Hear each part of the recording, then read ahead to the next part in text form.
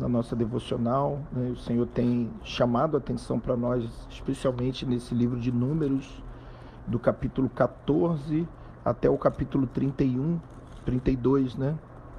Que nós vamos falar hoje. E versículo 31, capítulo 31 diz: Disse o Senhor a Moisés: vinga os filhos de Israel dos midianitas, em seguida serás recolhido ao teu povo. Chama atenção aqui a última guerra da vida de Moisés antes de atravessar o Jordão, o povo, né? E a gente sabe que isso é muito profético, muito apocalíptico. E se nós lermos com atenção, a gente vai encontrar muita coisa tremenda aqui de orientação para esse tempo, né? E o interessante é que, de novo, Finéias é o capitão de 12 mil homens, está no versículo 6. O nome Finéias significa boca de bronze, né? Então, o juízo sobre o levantar de uma geração que julga, né? Isso é poderoso, irmãos. E o versículo 6 diz que ele levou utensílios sagrados, vasos santos e trombetas nas mãos de alarme, né? Então são povos, são pessoas que se levantarão de uma forma tremenda, com uma voz profética e com santidade.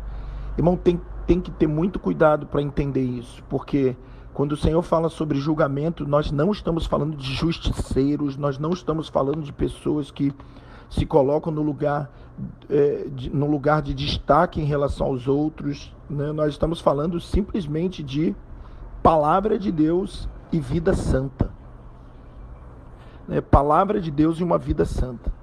É como Noé, que condenou o mundo sem levantar uma arma física. Pelo contrário, pela fé. Hebreus 11, versículos 5, 6 em diante. Então você vai ver que a gente tem que tomar cuidado para que a gente não caia na condenação da soberba, de se achar melhor que as pessoas. Não é esse tipo de juízo que nós estamos vendo.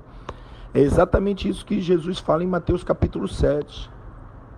Não julgueis para que não sejais julgados, né? Você não pode tirar a trave do olho, o argueiro do olho do teu irmão, tendo uma trave nos teus olhos, né? Então, atenção a isso, porque é muito fácil ver o problema dos outros, mas é muito difícil reconhecer os nossos problemas. Então o Senhor está, primeiro, trabalhando nessa geração que Ele quer usar como líderes boca de bronze. E se nós formos aprovados, nós executaremos o juízo de forma santa, de forma equilibrada e de forma gloriosa. Leia Apocalipse capítulo 15, me chama muita atenção, vou repetir aqui. Veja como os anjos que carregam as 7 pragas do juízo estão vestidos de linho fino, puro e resplandecente. A mesma vestimenta da noiva. O linho fino são os atos de justiça dos santos, né? Será que ali está falando de anjos ou está falando de uma igreja poderosa, santa, que se levanta para executar juízo? Fica aí a dica para que a gente pense, né? E aí, irmãos, essa geração foi julgada. Balaão, as prostitutas, né? Fala muito disso, Apocalipse também fala disso, sobre a tolerância ao espírito de Balaão, a Jezabel, né? A barra de ouro e a barra de saia. Deus está julgando a sua casa no tocante a pecados sexuais de líderes, né? Homem que é homem, líder que é líder, não fica de conversinha com mulher, não fica dando caroninha, não fica beijando, abraçando. Homem que é homem, olha no olho, aperta a mão e fala como se estivesse falando com um homem, né? Para não dar sopa pro azar. Então, e não se envolve por dinheiro, não negocia a profecia. Não interessa se você vai me honrar, eu vou profetizar aquilo que Deus quiser, né? Então, Moisés se indigna porque o povo parece que ainda teve um pouco de tolerância, né, com as mulheres, com as prostitutas. E Moisés diz: mata todo mundo, só deixa viva meninas virgens, né? Até os filhos meninos foram mortos. Isso aqui, irmãos, fala da condenação da nossa geração. né? Então, pais, às vezes, são tão irresponsáveis que vão perder seus filhos, né? E isso é terrível. Então, esse é o capítulo 31, né? Interessante, aqui no 19 ele diz que a gente tem que ficar atento ao terceiro e ao sétimo dia de purificação. Todo mundo sabe que o terceiro dia de Cristo, o sétimo dia da criação, é o mesmo dia, né? Profeticamente, claro. E imediatamente, para que vocês vejam que a gente está falando de juízo, no 22 diz que aquilo que era suscetível a ser passado pelo fogo, seria passado pelo fogo. Mas aquilo que não aguentasse o fogo, que aguentasse a água, pelo menos, mas que houvesse a limpeza, né? Então, isso aí é óbvio que fala sobre quem não nascer da água e do fogo, da água e do Espírito, da água e do óleo, né? Os dois batismos que nós precisamos. Deus não vai julgar ninguém sem que antes tenha dado a oportunidade de batizá-lo, né? Então ele batiza na água para que quando a água do dilúvio veio, aqueles que já foram batizados na água, Pedro vai dizer isso, sejam livres. E ele batiza no fogo para que quando o fogo vier, aqueles que já foram batizados no fogo sejam livres, né? A história lá de Sadraque, Mesaque e Abednego. Então, tremendo isso, né? Depois vai continuar falando aqui do galardão. Quem vai à guerra ganha metade, né? Mais ou menos 600 mil pessoas, 12 mil ganharam a metade dos despojos e 588 mil aproximado ganharam outra metade. Galardão, irmãos, né? Galardão infinitamente superior àqueles que são guerreiros, né?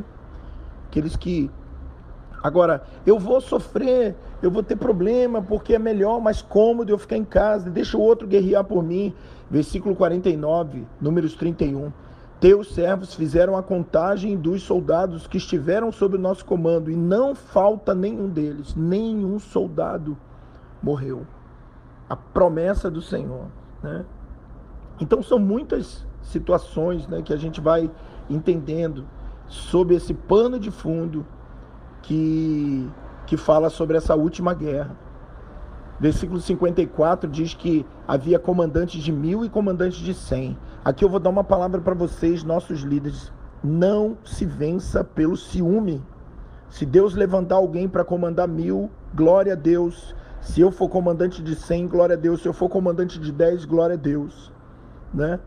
Nessa hora aqui entra o ciúme. Ah, mas eu estou tanto tempo na igreja, eu sou amigo do pastor, não sei o que, não sei o que lá. E por que o fulano que foi ordenado? Irmãos, uma geração que não se move por afeto e por amizade e não, se move na direção do Senhor. É isso que a gente precisa compreender. Toda vez que esse ciúme entrar e você ficar dizendo, mas foi o fulano, não foi a mim, se olhe no espelho e pergunte para o Senhor, o que falta na minha vida? O que falta no meu casamento? O que falta na minha vida com Deus? O que falta na minha criação dos filhos, para que eu não tenha sido escolhido nesse momento para ocupar determinada função, né? Uma coisa que me irrita muito, irmãos, e que a gente precisa compreender não vamos cair na furada do Coré, Datã, Abirão e a congregação. O que eles fizeram? Viram um povo santo num degrau acima, ao invés de subir o degrau, eles criticam esse povo e trazem o povo para baixo, né? A gente tem experiências em mesas com a gente, quando a gente chama a atenção de alguém levanta e diz, mas tem 5 que não fizeram. Mas será que o fulano que está bem é verdade? Será que ele vai permanecer? Que isso, irmãos? Pelo amor de Deus, não faça isso. Me espanta ver que alguns de nós ainda estamos assim. Não é diminuindo o outro, não é duvidando do outro, né? Será que a alegria do outro era verdadeira? Eu sou verdadeiro, eu estou aqui triste, né, tenso, mas será que a alegria do outro é verdadeira? Que isso, irmão? Deixa Deus julgar a alegria do outro e você fica com a sua alegria. A gente não pode diminuir o outro. Será que o outro foi honesto quando fez a tarefa? Eu não fiz porque... Tem 2,5 tribos que decidem, porque eu sou honesto. Não ficar não atravessar o Jordão. E eles disseram, não nos faça atravessar o Jordão. É como se Moisés estivesse obrigando eles, né? Os obrigando. E hoje acontece muito isso, né? O pastor, o líder, ele está insistindo para a pessoa avançar, e daqui a pouco a pessoa está brigando com você. Oh, por que você está brigando comigo? Meu querido, ninguém está brigando com ninguém, a gente quer que você atravesse, porque a gente sabe que se você ficar aonde você está morto. E foi o que aconteceu. 1 Crônicas, capítulo 5, 25 e 26, vai dizer, foram, porém, infiéis ao Deus de seus pais e se prostituíram, seguindo os deuses do povo da terra, os quais Deus destruíra diante deles. Por isso, Deus de Israel encorajou o espírito de Pul, rei da Síria, isso é, Tiglat-Pileser, e toda vez que a gente vê rei da Síria, tem que ler anticristo, tá? Que levou os Rubenitas, Gaditas e a meia tribo de Manassés ao exílio, onde estão até o dia de hoje. Olha que coisa linda, né? Então, querido, não brigue com quem insiste com você. Que insanidade é brigar com quem insiste com você, né? E eu vou dizer uma coisa, o tempo acabou, ninguém mais vai insistir. E foi exatamente isso que Moisés fez. Vocês querem ficar aí? Amém. Mas Moisés, antes de aprovar a estada deles naquele lugar, ele disse claramente, vocês estão fazendo igualzinho fizeram os 10 espias, que não perseveraram, versículo 11, porque não perseveraram em seguir-me. Versículo 14 diz, vocês aumentam ainda mais a ira do Senhor. Então Moisés está dando a última tomada, né? Está dizendo, olha, é isso que está acontecendo. E o versículo 16, os espertos, né? Eu acho que nessa hora Rúben conversa com Manassés, Manassés conversa com Rúben, e um fica lambendo a ferida do outro, né? E um fica dizendo, foi muito duro, né? Vamos fazer isso, né? Porque nessa hora as amizades se formam, né? Baseado no quê? Na desobediência. Só que isso não vence nada, irmãos.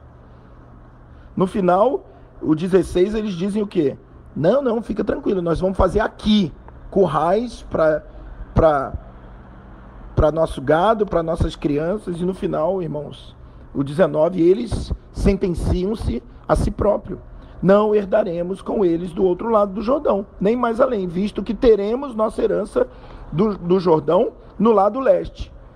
Inocentes, mal sabiam eles que tudo que eles estavam ganhando daquele lado, eles iriam perder. Então, irmãos, vamos ficar atentos, essa é a última guerra que carregada de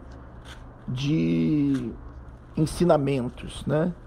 Esse episódio de Rúben e Simeão está em Mateus 23:13. Fariseus hipócritas não entram no reino e impedem aqueles que querem entrar, né? Desencoraja o povo. Irmãos, fuja de lambedores de ferida. Esse é o tempo de você fugir dos lambedores de ferida.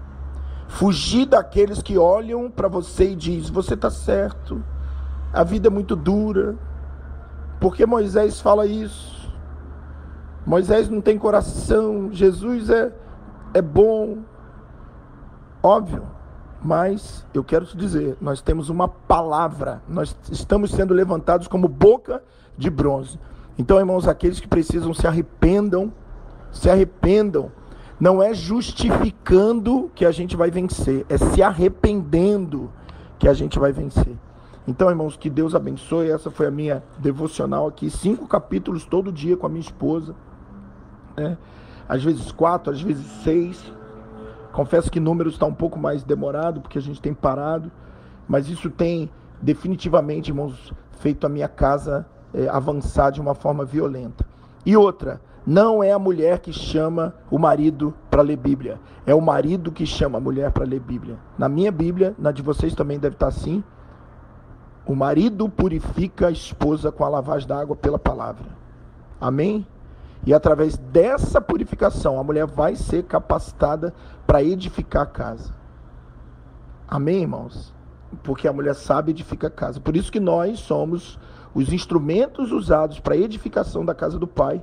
embora a gente saiba que não somos nós que edificamos, mas como papel de esposa, nós estamos sendo usados para edificar a casa do Pai através do cabeça, através da submissão ao cabeça na nossa vida.